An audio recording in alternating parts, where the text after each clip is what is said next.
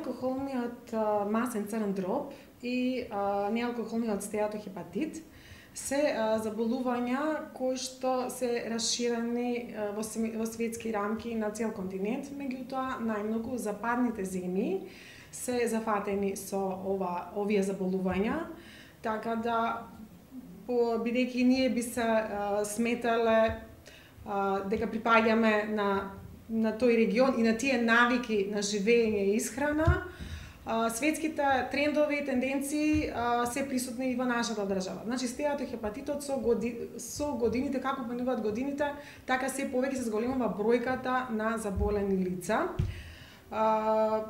Ние кај нас немаме баш некоја точна статистика, податоци вадиме од државите кои што водат подобра статистика, имаме статистика од Америка, од западните држави, ние како Македонија па баш и не ни се достапни некои статистички податоци за точно да би можело да кажеме како се движи кај нас ова болест, меѓутоа сметаме дека ги пратиме и ние светските трендови.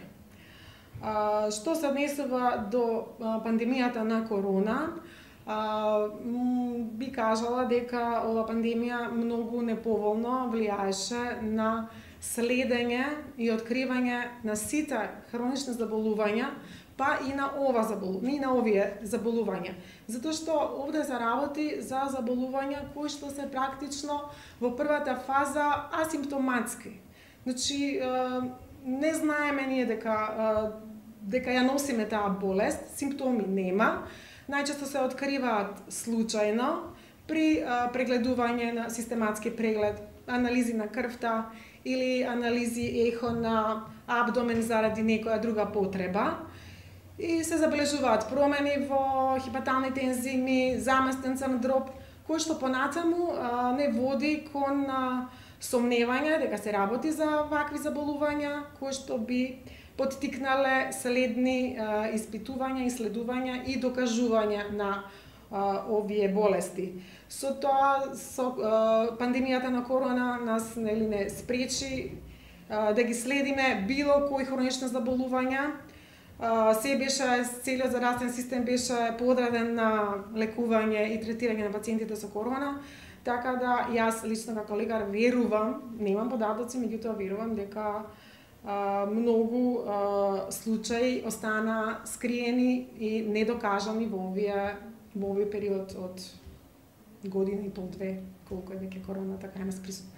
Точно не се знае, значи не е точно докажано зошто некои лица акумулираат масноти и зошто некој масен црн дроб се развива во стеатохепатит.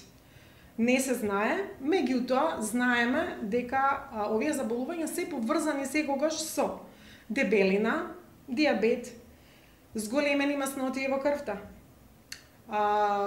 Така да кај таквите заболувања секогаш треба да обрнеме повеќе внимание, да ги исследуваме, редовно да ги контролираме, да се прават редовни анализи и да се следи дали кај ваквите заболувања се појавила стеатоза или стеатохепатит.